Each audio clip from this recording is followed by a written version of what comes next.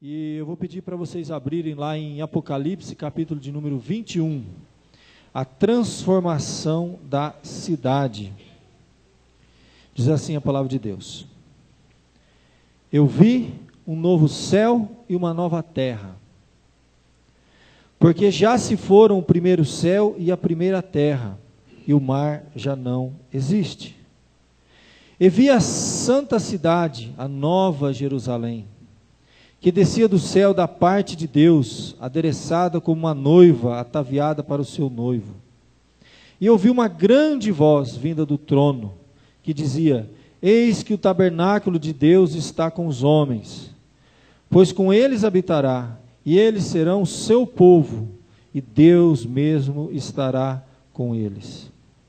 E enxugará de seus olhos toda lágrima, e não haverá mais morte, e nem haverá mais pranto, nem lamento, nem dor, porque já as primeiras coisas são passadas. Até aqui, meus queridos, vamos orar pedindo a bênção e a direção de Deus.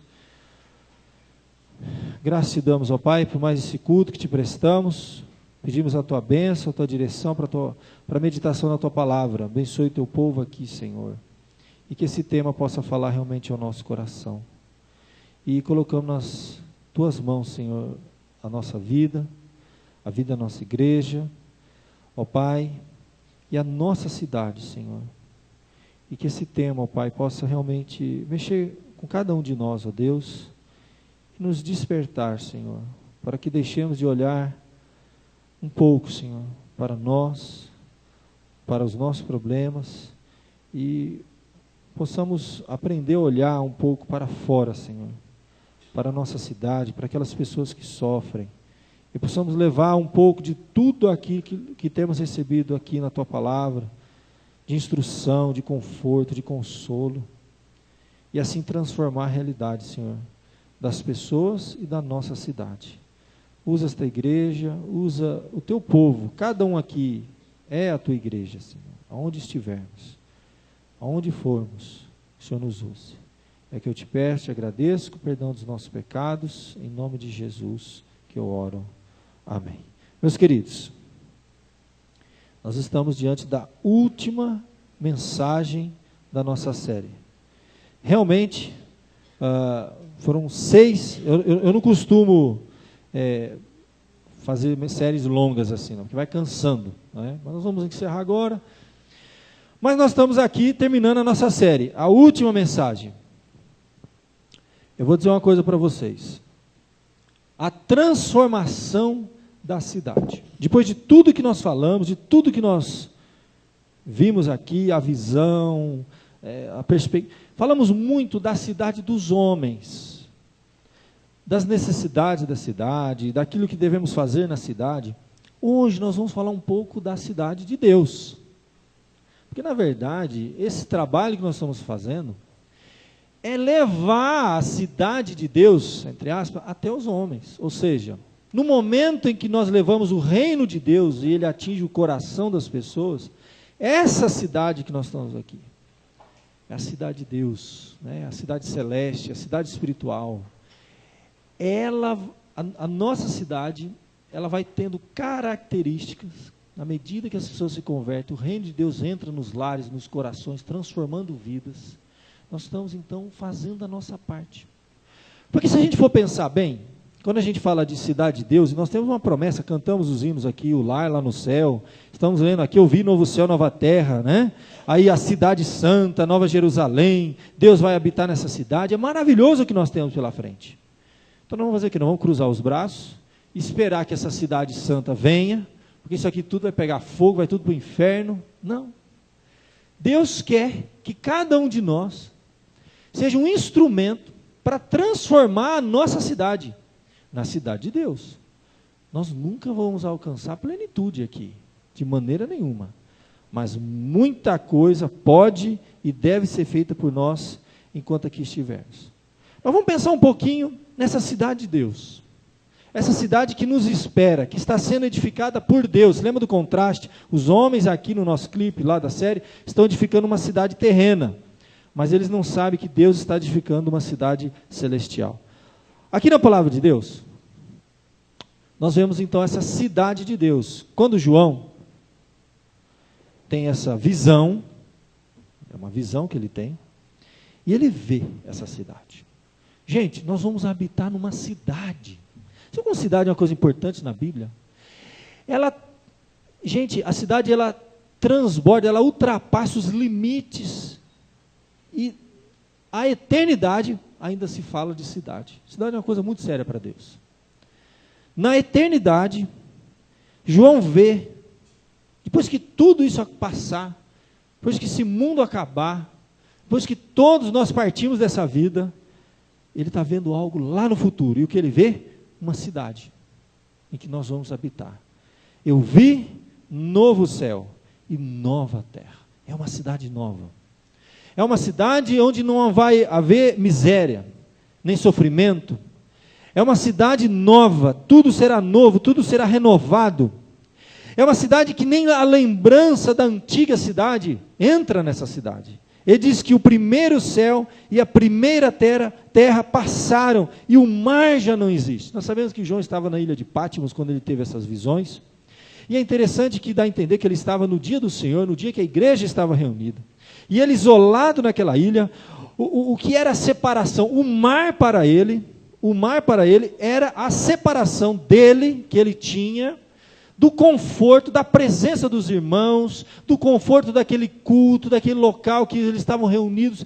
Essa divisão, essas coisas que nos separam uns dos outros, essas coisas que nos afligem, essas coisas que nos trazem tristeza no coração. João, ele vê esse novo céu e essa nova terra, ele se enche de esperança, ele sabe que todas as dificuldades que ele enfrenta nessa cidade terrena que nós estamos vivendo agora, os problemas que nós enfrentamos, eles irão passar. Ele diz assim, o primeiro céu e a primeira terra passaram. Nós temos que caminhar nessa cidade dos homens, transformando essa cidade, mas com os nossos olhos voltados para uma cidade celeste. Novos céus e nova terra. E Paulo chega a dizer que as aflições do tempo presente não podem nem ser comparadas com a glória que há de ser revelada em nós. Nós não temos noção do que nos espera. É uma cidade perfeita, ela é nova. Essas coisas ruins que nós experimentamos nessa vida, nessa realidade, na experiência que nós estamos tendo agora, no presente, tudo isso vai passar e vai ficar aqui. Nenhum sofrimento que você esteja passando hoje, na sua vida, vai ser levado para essa nova cidade. Nenhuma tristeza, tudo será apagado. Não vamos ter lembranças tristes de coisas ruins, porque senão o sofrimento entraria lá. Essa é a cidade de Deus. Ele olha para o mar era a separação, estava isolado numa ilha, sozinho, sofrendo, solidão, angústia, exilado, e ali Deus se manifesta para ele, e quando ele tem essa visão, ele diz assim, olha, essa primeira terra, esse velho mundão, com todo o seu sofrimento, com todas as suas mazelas, ele passou. Ele, quando vê essa cidade, ele tem aquele sentimento de que essas tristezas, essas coisas que nos impedem de experimentar uma alegria plena, elas irão passar. Essa é a cidade de Deus. O mar já não existe. Aí ele diz, eu vi essa cidade santa, a nova Jerusalém. Ela desce do céu, ou seja, ela foi feita por Deus, ela foi edificada por Deus, ela foi construída da parte de Deus, como uma noiva adornada para o seu esposo. É muito interessante a gente olhar para esse conceito bíblico de uma cidade celeste, perfeita, santa. Porque através disso que as pessoas no passado alimentavam a sua esperança. Nos momentos de maior sofrimento, de tristeza, de angústia, a gente falou muito de sofrimento, a cidade é cheia de sofrimento. As pessoas, elas olhavam para essa cidade, como João, e via novos céus e nova terra. Vai ter momento na sua vida que, se você não conseguir estender os seus olhos e olhar além de todos os problemas e sofrimentos que nós experimentamos nessa cidade dos homens, aqui no mundo, enquanto aqui estivermos, você tem que levantar os seus olhos e olhar para cima e saber que o que te aguarda, nenhum sofrimento vai com você, tudo vai ficar aqui. A cidade de Deus nos aguarda. Nela não entra tristeza. Essa cidade foi feita por Deus. É da parte de Deus. Ela é santa, diz a Bíblia. Ela é perfeita. Nós estamos numa cidade imperfeita, convivendo com pessoas imperfeitas, num mundo imperfeito, numa família imperfeita, em situações imperfeitas, traz sofrimento. Mas João, quando ele tem aquela visão, ele se conforta. E mais do que isso, gente, mais do que uma cidade santa, perfeita, construída pelo próprio Deus, a Bíblia nos fala ainda, a grande diferença é que nessa cidade nós teremos a presença plena de Deus. Paulo chega a dizer que viver é Cristo, mas morrer é lucro. Porque enquanto ele está aqui, ele está ausente dessa plenitude de Deus. Aqui, meu querido, deixa eu falar uma coisa para você. Você não experimenta a plenitude de Deus nunca aqui. Porque você vai experimentar a plenitude de Deus é lá. Olha o que o texto diz, a presença de Deus nessa cidade, na cidade de Deus. Então eu ouvi uma grande voz vinda do trono, dizendo: eis o tabernáculo de Deus com os homens. Deus habitará com eles. Eles serão povos de Deus, e Deus mesmo estará com eles. Lhes enxugará dos olhos toda lágrima, e a morte já não existirá, já não haverá luto, nem pranto, nem dor, porque as primeiras coisas passaram. Gente, a presença de Deus na cidade é a garantia, ali o texto nos diz, do tabernáculo de Deus, que Deus habitará com eles. Já imaginou o que vai acontecer? Nós vamos viver numa cidade em que Deus, Ele é o centro dessa cidade. Ele estará conosco, Ele habitará conosco de maneira plena nessa cidade. É a cidade de Deus que tem a presença de Deus, e essa presença de Deus, Ele diz assim, Deus mesmo estará com eles. E o que Ele vai fazer? Ele vai enxugar dos nossos olhos toda lágrima. É nessa cidade que Deus vai curar de nós tudo aquilo que nos afligiu aqui na cidade dos homens. Todas as tristezas e mazelas que nós passamos nessa cidade. Porque nessa cidade dos homens é que nós nos entristecemos, sofremos a violência, sofremos o desconforto, sofremos as injustiças. Mas a nossa esperança não está aqui. A Bíblia diz que nós esperamos novos céus e nova terra onde habita a justiça. É a cidade de Deus, em contraste com essa cidade dos homens. E lá, meu querido, Deus vai enxugar dos teus olhos toda lágrima, não haverá morte, nem tristeza, nada de ruim entra nessa cidade. Ela vem do alto, ela não vem de baixo. Mas eu acho interessante, e eu chamo a sua atenção para esse terceiro ponto aqui. Porque depois dele falar que ele viu essa cidade, contemplou, ele viu a presença de Deus nessa cidade, olha que interessante o verso de número 10. Ele vai ser transportado. Ele vai começar a descrever detalhes dessa cidade. Olha o que o texto diz, no verso de número 10, diz assim, ele me transportou em espírito até uma grande e elevada montanha, e me mostrou a cidade santa, Jerusalém, que descia do céu da parte de Deus. Aqui, ele vai começar a ver detalhes dessa cidade celestial. Aqui é Jerusalém celestial, não Jerusalém terrena. O contraste aqui de cidade de Deus e cidade dos homens é essa. Essa Jerusalém celestial. Aí você vai acompanhando o verso de número 11 em diante, você vai ver a descrição dessa cidade. Primeira coisa que ele diz, que tendo a glória de Deus naquela cidade, o seu brilho era semelhante a uma pedra preciosa, como se fosse jaspe cristalino. Tinha um grande e alto muro com 12 portas, nas suas portas 12 anjos e os nomes escritos. E ele vai descrevendo os detalhes dos muros da cidade, ou seja, aqui tudo é uma linguagem, em muitos aspectos metafórica do que vai ser aquilo. Mas aqui ele vai estar descrevendo todos os detalhes da cidade. É uma cidade protegida. É uma cidade que tem muros e portas. É uma cidade, eu acho interessante essa descrição, ele começa a falar da medida dessa cidade. Olha o verso 16, ela era quadrangular, seu comprimento era igual à sua largura. Ele mediu aquela cidade e o seu comprimento, largura, eram todos iguais, havia uma simetria. Aqui é a ideia de perfeição. Nós não temos noção do que é isso, gente. Nós não temos ideia do que nos espera. A perfeição nos espera.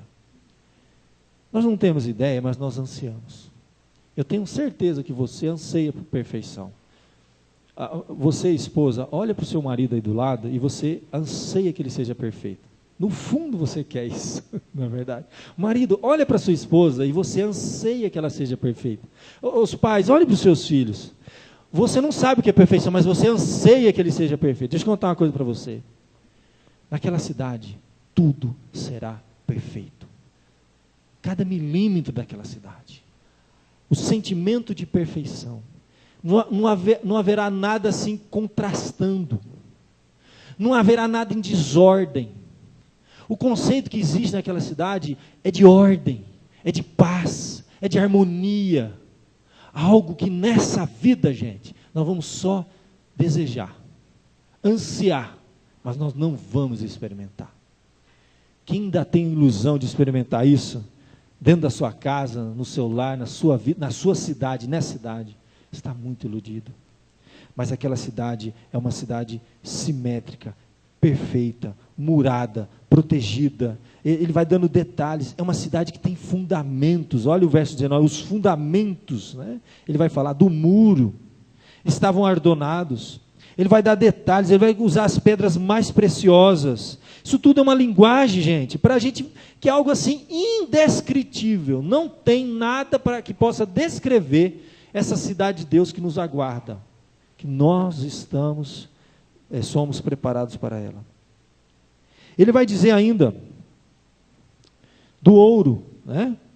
Dessas portas, cada uma das portas, e ele vai falar, e a praça da cidade, verso 21, olha aí, a praça da cidade era de ouro puro, transparente como vidro.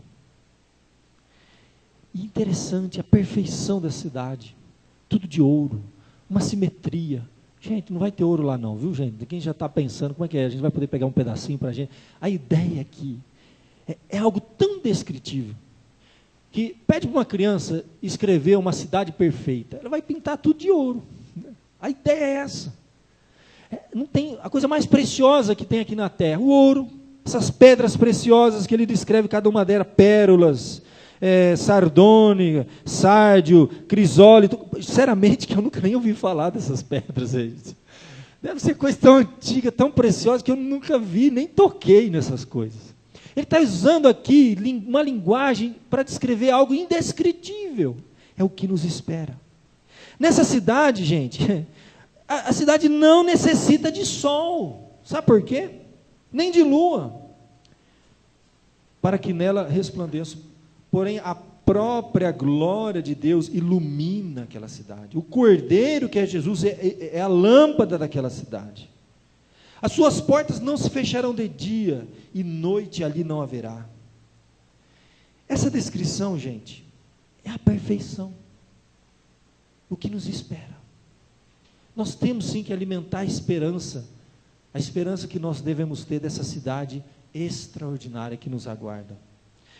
O último verso, o verso 27, diz assim, e nela não entra nada impuro, nem o que pratica abominação ou mentira, somente os que estão inscritos no livro da vida do Cordeiro.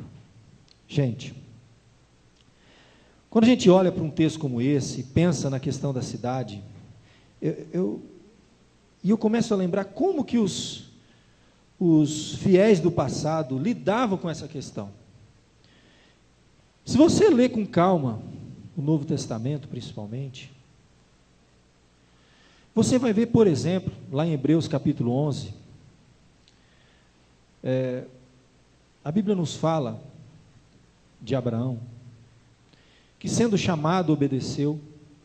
Ele saiu de um lugar, e saiu sem saber para onde ia, peregrinou na terra da promessa, como em terra alheia, habitou em tendas, né? Junto com ele os seus filhos Isaque e Jacó, herdeiros com ele da mesma promessa. Mas olha o que o verso 10 diz, no capítulo 11, 10 de Hebreus. Porque ele esperava a cidade que tem os fundamentos, da qual o arquiteto e edificador é Deus. Esses homens de fé, eles só tinham forças para caminhar, enfrentar as coisas que eles enfrentavam, que não era brincadeira, porque eles tinham uma esperança, eles esperavam a cidade que tem os fundamentos. Aqui mesmo na carta aos Hebreus, se a gente continuar lendo, por exemplo, lá no capítulo 11, agora o verso de número 16, mostra como que eles viviam nessa expectativa dessa cidade. Olha o verso 16, mas agora, eles desejam uma pátria melhor, isto é, a celestial, pelo que Deus também não se envergonha deles, de ser chamado seu Deus, porque Deus já preparou para eles uma cidade, e eles viviam desejando uma pátria melhor. É esse anseio que dava forças e ânimo para esses servos de Deus no passado. Um pouquinho para frente ainda em Hebreus, capítulo de número 12, você lê lá, que nós, versos 22, Hebreus aberto aí você vai ver, a visão que eles estavam tendo, daquele contraste da antiga aliança, que estavam naquele monte, né, aterrorizante aquela visão, e que nós aqui no Novo Testamento, filhos da nova aliança, olha o que ele vai dizer, que nós chegamos ao Monte Sião, a cidade do Deus vivo, a Jerusalém celestial, está aí, a cidade.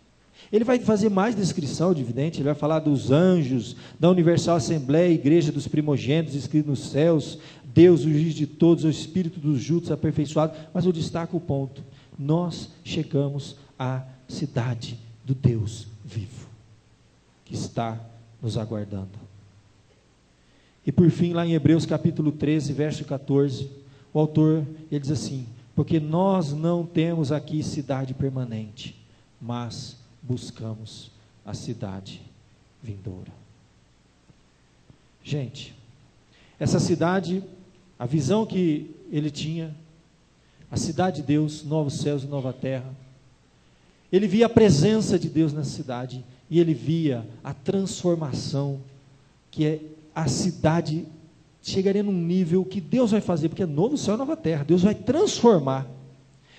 Sabe, a gente tem uma visão do céu mais ou menos assim, né? Geralmente isso é pintado pela mídia. A gente fala assim, nós vamos para o céu. O que a gente imagina?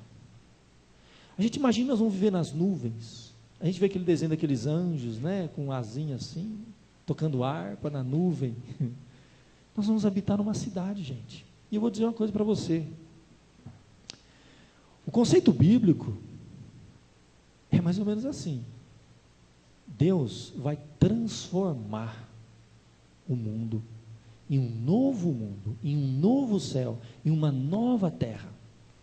O que vai acontecer é assim como nós seremos transformados, a Bíblia diz que nós seremos transformados. Alguns vão morrer e receberão um corpo glorificado, e os que estiverem vivos serão transformados. Deixa eu contar para você, na verdade, o que nos aguarda é um mundo transformado. Então vamos pensar o que vai acontecer. Essa cidade de Deus é a perfeição que nós não vivemos aqui, mas Deus vai transformar esse mundo em novos céus e nova terra. Nós não vamos morar lá nas nuvens não, gente. Nós vamos morar numa cidade celestial. É uma dimensão espiritual profunda, mas é uma cidade. A cidade é sinônimo do quê? Da habitação das pessoas com Deus lá junto. Novos céus e nova terra. Enquanto nós não experimentamos essa cidade, o que nós fazemos? Nós ficamos esperando vir do céu essa cidade que vem. Essa transformação, essa renovação. A natureza geme, diz Paulo na carta aos Romanos. Está sofrendo dores de parto, e nós sofremos junto, toda a criação será renovada, e nós teremos então uma habitação perfeita, no lugar que ele descreve assim, que é algo indescritível, o que nos aguarda. Mas isso, a ideia de transformação mesmo. Deus não vai explodir esse mundo, e vai começar, é renovação.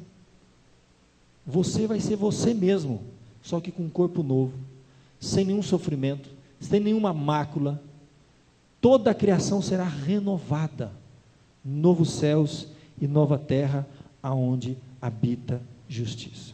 Porque enquanto aqui nós tivermos, é daí que vem um ponto que a gente faz a ligação com a nossa cidade terrena, Gente, nós temos que lembrar que nós somos instrumento de transformação. E nós, quando nós mudamos a realidade da nossa cidade, nós estamos cooperando sim com Deus. Nós estamos fazendo a nossa parte. Ele quer sim mudança. É a mesma coisa que a questão da santificação. Não está prometido para mim que um dia que quando eu morrer eu vou ter um corpo perfeito, então deixa esse aqui do jeito que está. Não, Deus não quer. Deus quer que eu viva esse processo de transformação e mude. A santificação é uma realidade na minha vida, Deus está trabalhando na minha vida. Ele quer transformação no meu corpo.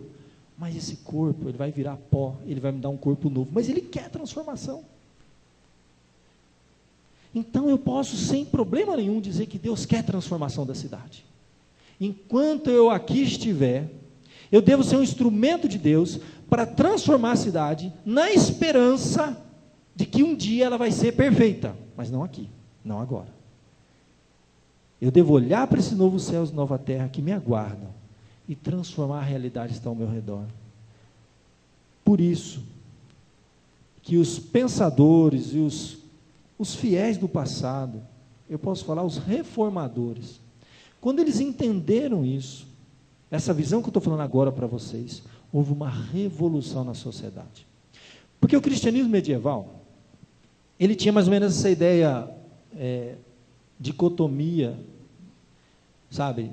Bom, aqui é o mundo, aqui tudo é pecado, aqui tudo é errado, nós vamos entrar num claustro, vamos se fechar, as mulheres num convento, e os homens vão entrar lá no mosteiro, nós vamos rezar, cantar, até que finalmente a gente chegue nessa Jerusalém celestial, que vai ser novo céus e nova terra, que Deus vai trazer. Isso não é bíblico, gente. Jesus orou, eu não peço que os tires do mundo, mas que o livre do mal. Se Deus quer que eu fique no mundo, porque Ele quer que eu transforme o mundo. Ele quer me usar como instrumento de transformação. Não peço que os tires do mundo, mas que o livre do mal. Eles não são do mundo, como eu não sou. Nós estamos no mundo porque Deus quer que nós sejamos instrumentos para transformar o mundo. Então, foi uma mudança radical, porque as pessoas que se convertiam, elas chegavam para os líderes no passado, muito no passado, e agora o que eu faço? Uma vez um sapateiro se converteu, chegou para Martinho Lutero, e agora o que eu faço? Porque quem queria servir a Deus, naquela era medieval, a pessoa tinha que entregar todos os seus bens para a igreja, interessante isso, né? E virar um monge, ou virar uma freira. Agora ele vai servir a Deus. Sabe o que o Martinho Lutero disse? Falou assim, o que você já faz? Eu sou um sapateiro, faço sapato. Muito bem, você se converteu agora? Então você vai continuar fazendo a mesma coisa. Só que você vai fazer o melhor sapato, e vai vender por um preço justo. Percebe? Ele iria mudar a realidade, continuando fazendo a mesma coisa. Eu sou um professor, você vai ser o melhor professor, e você vai transformar a sua classe, os seus alunos. Mudar a realidade. Olha o que eles pensavam. Eu coloquei algumas coisas aqui para a gente conversar um pouquinho, nesse finalzinho que fala de transformação. Eu não sei se o pessoal aí mexeu no mouse, quando mexe eu travo meu sermão aqui. Isso. Eles diziam assim, olha, nós não somos apenas observadores da providência de Deus no mundo, mas queremos ser agentes de Deus no mundo. Era o pensamento deles. Nós vamos transformar a sociedade. Quem quer servir a Deus não vai ficar trancado numa igreja cantando e rezando, não. Vai para a sociedade mudar a realidade. Vai lá, porque é aí que eu quero ver.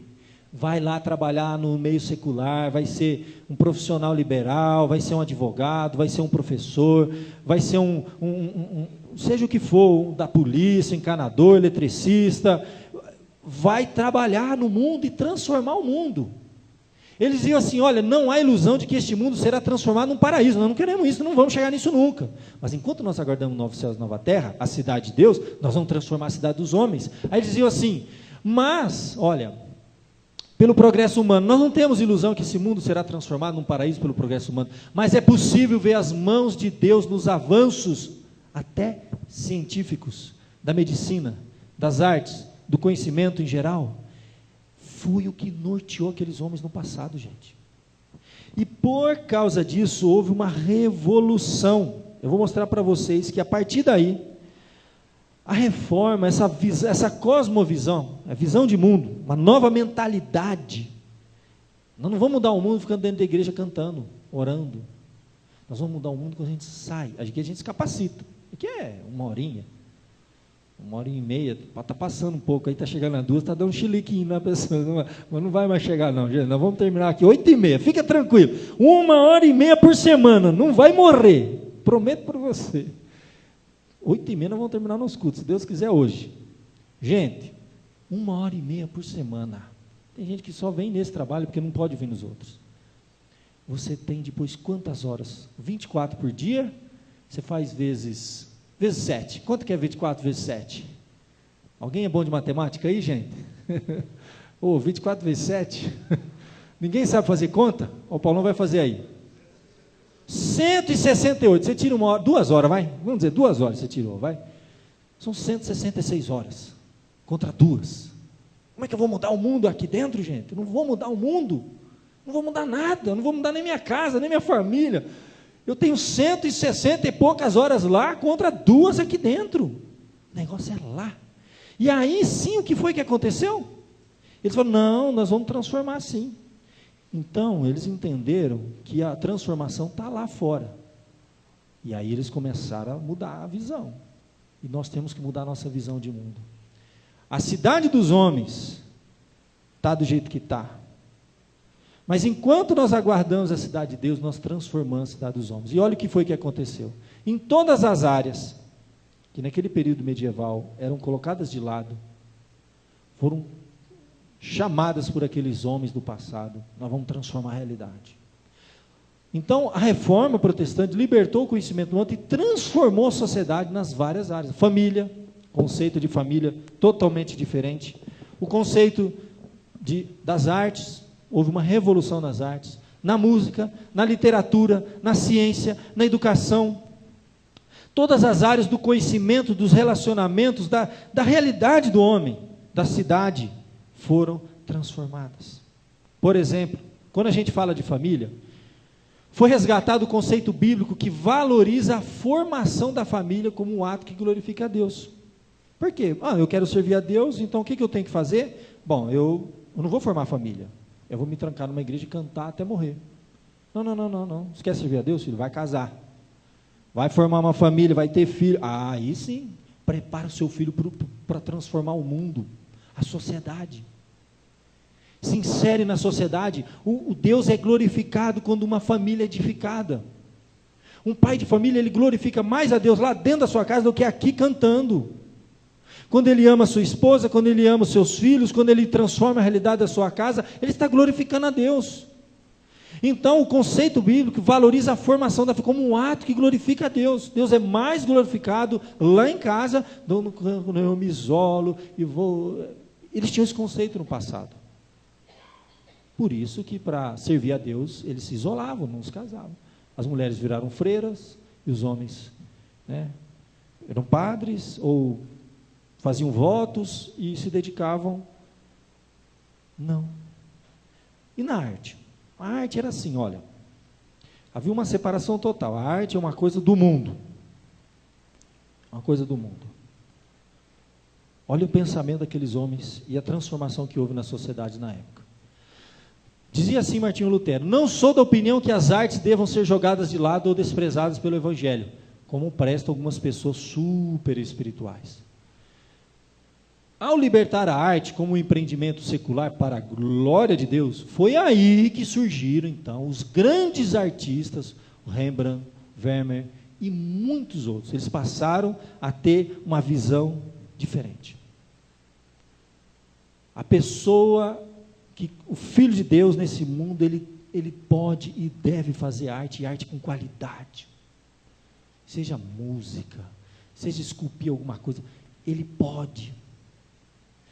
Aqui, meus queridos, é interessante que começou, por exemplo, a se pintar a natureza, porque antes a arte era assim, uma arte que glorifica a Deus, ela tinha que ter o selo gospel, o tema bíblico. É por isso que Michelangelo, aquela turma toda, só ficava fazendo o quê? Esculturas de personagens bíblicos, estou fazendo vitral de igreja, porque eles tinham uma visão errada. Não, a arte que glorifica a Deus é a arte dentro da igreja. E olha, gente, Houve uma transformação na sociedade, porque a arte, quando a gente olha para a arte nossa, secular, popular, nossa cultura popular, infelizmente, gente, de modo geral, você vê um negócio que, infelizmente, sabe por quê?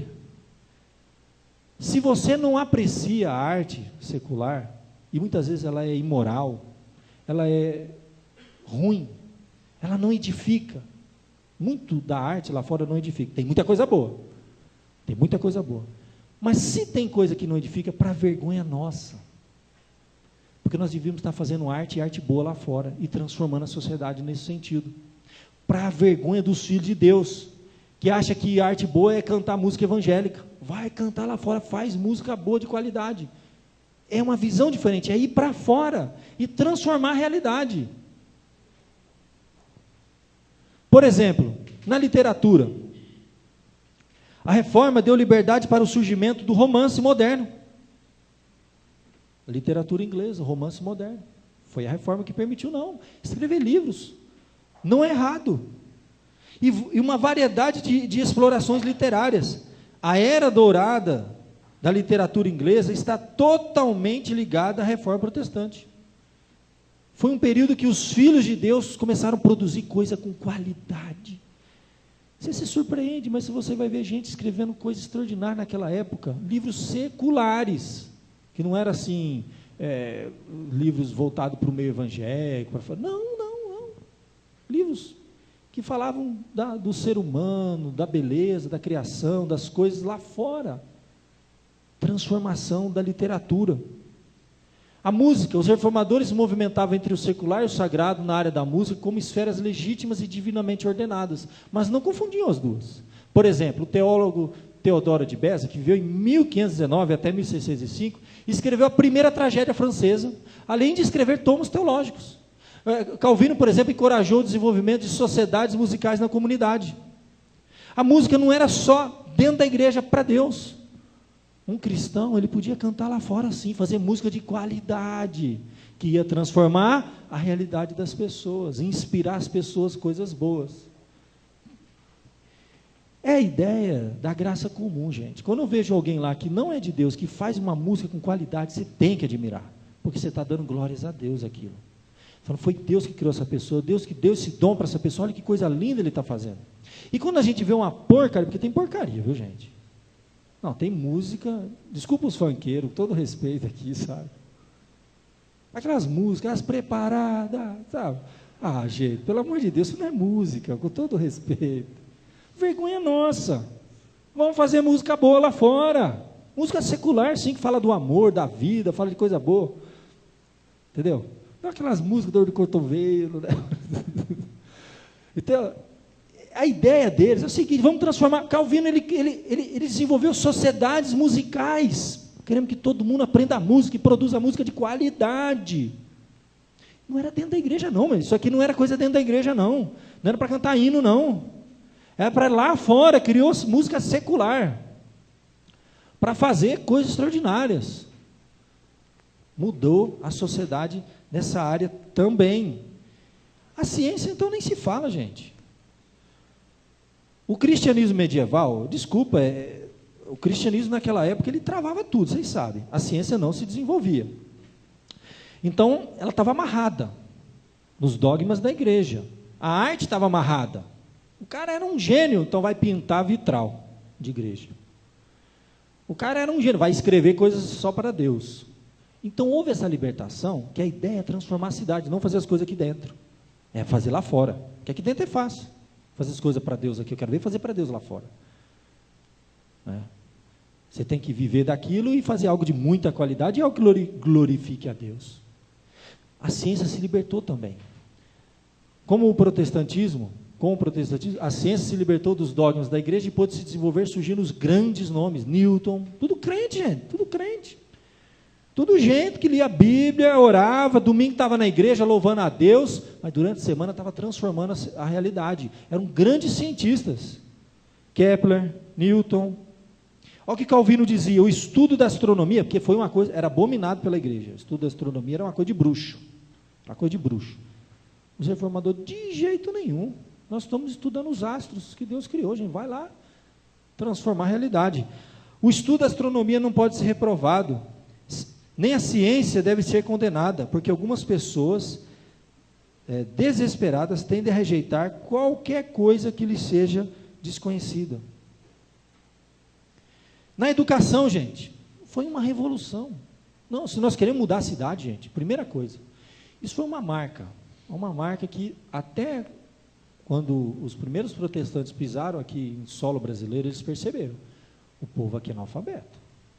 Se a gente quer mudar a cidade, a sociedade, era comum do lado da igreja uma escola. Em algumas regiões do Brasil isso é até comum. Alguém falou até hoje, né? eu não vou falar, mas algumas regiões do Brasil, hoje é interessante, você vai lá no norte, é impressionante, tem a igreja do lado de uma escola. Cresceu junto com a igreja. Eu fui uma vez lá, tinha uma igreja pequena e uma escola pequena. Eram algumas salas, cômodos de uma casa. Passou assim, uns 5, 10 anos, eu voltei lá, a igreja estava enorme e a escola enorme. Cresce junto. Todas as igrejas lá no norte têm uma escola do lado. Pelo menos umas 3 ou 4 presbiterianas que eu fui, tinha uma escola do lado. Uma delas chamava até John Knox, né, inspirado no John Knox, que é o pai do presbiterianismo lá da Escócia. Quando os primeiros reformadores chegaram aqui, foi assim, que surgiu o Mackenzie, por exemplo. Falou, não, vamos fazer escola. Porque nós temos que... As pessoas têm que se desenvolver. Elas têm que aprender. Como que vai mudar a sociedade? Cultura. Martinho Lutero persuadiu o governo alemão a proclamar a educação universal compulsória. Não era obrigatória. Foi através de uma visão bíblica.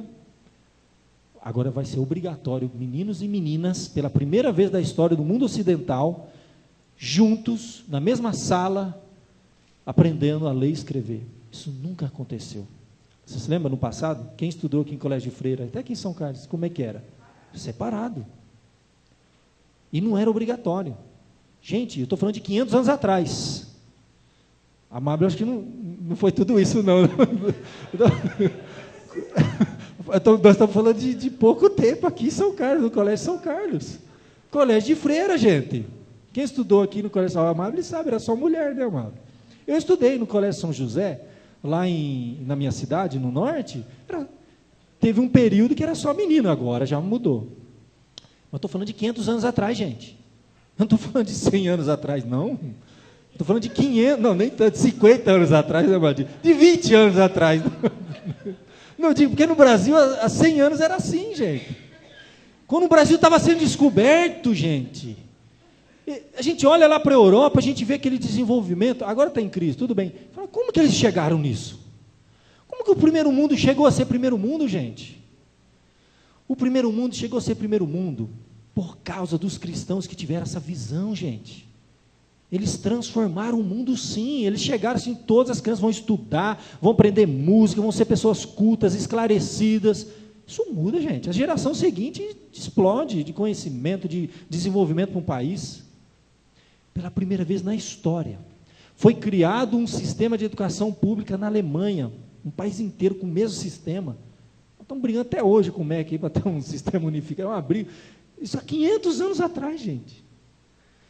Melâncton, por exemplo, que foi um pensador da época da Reforma, exortava os professores a tomarem a vocação escolar no mesmo espírito com que tomariam o serviço de Deus na igreja. Para a gente, aí que vem a questão, foi resgatado o conceito de vocação. Esse é um ponto mais importante. Você nasceu com uma vocação que Deus te deu, e ela é de Deus. Ela é tão sagrada, se ela fosse secular, eu nasci com a vocação para ser um professor, ou um advogado, seja o que for. Você tem habilidade com as mãos, você é um técnico em alguma área, a sua vocação, tá, não é menos sagrada do que a vocação, por exemplo, de um pastor. Eles tinham essa mentalidade. Não tem nada a ver. Quem deu o dom para você foi o mesmo que deu para o pastor. A aplicação é diferente, mas os dois são para a glória de Deus. Então você vai ser o melhor sapateiro, disse Lutero para o sapateiro. Vai fazer o melhor sapato e vender por um preço justo. E Deus vai ser glorificado com isso. Foi uma visão totalmente diferente. A sociedade foi transformada.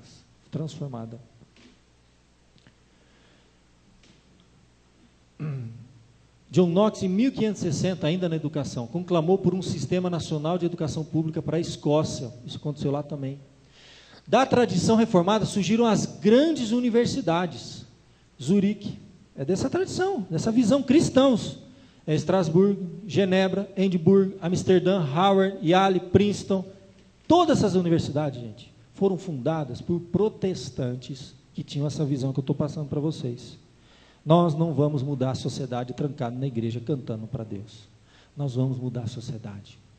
Durante as 160 e poucas horas nós estamos lá fora, ensinando os nossos filhos, mudando a realidade das pessoas, enquanto nós aguardamos a cidade santa, a cidade de Deus, que desce dos céus. Aqui, meus queridos, eu não tenho dúvida, que Deus quer fazer de nós. A igreja é um lugar de capacitação. Aqui nós ganhamos forças, ganhamos fôlego, mas a nossa luta não é aqui. Vou dizer, eu acho que a gente tinha que gastar menos energia aqui e gastar mais energia lá fora.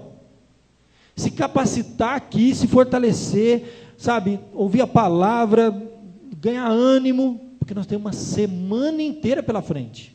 E durante essa semana toda, Deus quer usar a sua vida para transformar a realidade. Na sua casa, a realidade dos seus filhos, do seu lar, do seu ambiente de trabalho, da escola que seus filhos estudam. Deus quer chegar lá. E Ele vai chegar através de mim e de você. Não tem outro meio. Deus usa a minha mão, a minha boca, os meus pés. E Deus usa a sua mão, a sua boca, os seus pés para chegar lá e transformar a realidade das pessoas. A cidade de Deus é garantida para a gente. Nós temos essa promessa. É uma cidade perfeita, que nos aguarda. Eu posso falar nos céus, mas é um sentido figurado. O entendimento teológico mais claro é novo céus, nova terra, uma renovação. O velho mundão vai passar, porque ele está gemendo, aguardando, sofrendo. Esse mundo está sofrendo, aguardando um novo céu, uma renovação. Mas enquanto estamos nessa cidade imperfeita, nos alimentando de esperança, porque virá a perfeição, esse novo céu e nova terra, onde habita a justiça, que João descreveu em Apocalipse capítulo 21, lá não entra choro, nem lágrima, nem sofrimento, não entra nada errado, lá vai ser tudo perfeito, tudo simétrico, Deus vai estar presente, Ele vai habitar com a gente, Ele vai nos confortar, Ele vai enxugar nossos olhos toda lágrima, é a presença de Deus que ilumina aquela cidade, é uma cidade perfeita. Mas enquanto nós aguardamos essa cidade, vivendo na cidade dos homens, nós devemos ser instrumentos de Deus para transformar a realidade da cidade dos homens. Eu vou dizer para você, eu não tenho dúvida, que os fiéis do passado entenderam esse pensamento melhor que o do presente. O que nós estamos falando hoje, fazendo hoje, eu vou contar para vocês. O meio evangélico, ele se tornou pior do que aquele período medieval. Pior. Ele se isolou, fez um gueto e entrou. Nós temos uma música gospel, desculpa gente, salvando uma meia dúzia de compositores bons aí, ó. Infelizmente, não sobra nada. A arte, foi feito um gueto, fechou, tudo para dentro, as igrejas se fecharam. As igrejas não são relevantes na cidade, elas não mudam a cidade, não transformam a cidade. A nossa voz não chega, a nossa opinião, tanto faz. Diz que o censo está dizendo que está aumentando o número de evangelhos, vai chegar não sei quantos milhões em 2015, não sei, mas não muda nada, piora, parece. Os evangélicos que entram lá no governo, parece que dá vergonha, gente, entendeu? O que está acontecendo lá? Não tem mais sal, não está salgando o negócio. Não diz lá que o sal, nós somos luz do mundo, sal da terra, não estamos salgando. E não é aqui dentro não, ser luz aqui é fácil, eu já preguei todo domingo, eu falei, né? Dar testemunho aqui é fácil, ser sal aqui é fácil. Quero ver lá fora, ser luz nas trevas, ser sal no mundo que não tem mais sabor. Esse é o nosso desafio, gente, como igreja. E que Deus use a nossa igreja, a nossa vida. Vamos fechar os nossos olhos, vamos falar com Deus e pedir a Ele que nos dê a graça de ser instrumento, de ser sal e luz do mundo lá, e transformar a cidade dos homens, a qual nós habitamos, dia a dia, fazer o melhor que nós pudermos, na nossa área, onde você está, como profissional que você é. Deixa eu falar uma coisa para você: Deus está sendo glorificado quando você, seja que área for, fizer o seu melhor, der o melhor de si lá. Isso muda, Deus é glorificado nessa hora, mais lá do que aqui dentro.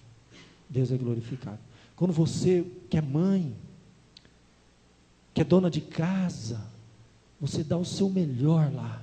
Deus está sendo glorificado lá, em todas as áreas. Você, jovem, Deus te deu uma vocação, você tem que descobrir qual é, investir nela e fazer o melhor. Se você vai ser da área de computação, você vai fazer o melhor. Se você for da área de engenharia, você vai ser o melhor engenheiro. Você vai fazer o melhor, e Deus vai ser glorificado lá, nos seus dons, nos seus talentos, na sua vocação que Deus te deu. Vamos orar, meus queridos. Ó Pai querido, graças te damos, Senhor, porque o Senhor está presente na nossa vida agora, não com aquela plenitude que estará presente na cidade celeste, na Jerusalém celestial, mas o Senhor está presente no nosso coração. O teu reino chegou até nós, nós somos o teu povo, a tua igreja aqui na terra. Usa, Senhor, a minha vida imperfeita, Senhor, tão imperfeita, para ser sal e luz do mundo lá fora, Senhor. Usa a vida de cada um aqui dentro do teu povo, Senhor, e nas várias áreas, nos vários locais de trabalho, de estudo, Senhor. Terminando aqui o culto esse domingo, voltaremos para os nossos lares, Senhor, e ao longo da semana, cada um de nós aqui estará indo para um local de trabalho, cada um estará indo para uma faculdade, para uma escola, para o nosso bairro, as senhoras donas de casa, lá entre os nossos vizinhos, Senhor. Tu queres usar nossa vida para transformar a cidade dos homens numa cidade melhor. Não alcançaremos a perfeição aqui, Senhor. A perfeição só em novos céus, nova terra, onde habita a justiça. Se alguém aqui estiver quase desistindo, Senhor, se alguém estiver quase jogando a toalha, Senhor, que possa se lembrar daquelas profecias de João e Apocalipse 21 que acabamos de ler, da visão que ele tinha, que Deus estaria junto, habitaria conosco, enxugaria dos nossos olhos toda lágrima. E como os fiéis do passado, eles caminhavam nessa cidade dos homens, olhando para a cidade de Deus nos céus, e se enchendo de esperança, pois todo o sofrimento ficará aqui nessa cidade dos homens, toda tristeza, toda angústia. Lá não entra o pecado, nem choro, nem pranto, porque as primeiras coisas se passaram, eis que tudo se fez novo. Dê-nos essa esperança, Senhor, que possamos nos alimentar dela, Senhor, e caminhar aqui nesse mundo com ânimo, com esperança, com fé, com alegria no coração, pois nós já temos uma cidade, a cidade de Deus que nos aguarda, Senhor. E nos dê força, Senhor, para transformar a realidade. Quem sabe a realidade que precisa mudar nem é do nosso bairro, da nossa cidade, é lá dentro da nossa casa. São dos relacionamentos interpessoais, é lá no relacionamento pai e filho, marido e mulher, no casamento, Senhor. Precisa começar ali, ó Pai, e dali, Senhor, que isso contagie as pessoas ao nosso redor, na nossa família, no nosso bairro, nos nossos vizinhos, no nosso trabalho, onde quer que estivermos, ó Pai. Toma nas tuas mãos o teu povo e abençoe essa cidade, Senhor, que é a cidade que vivemos, habitamos, para que possamos fazer dela uma cidade melhor. Use a vida de cada um aqui para isso, é que eu te peço, enquanto aguardamos a cidade eterna, feita por ti mesmo, que desce do alto. Em nome de Jesus que oramos. Amém.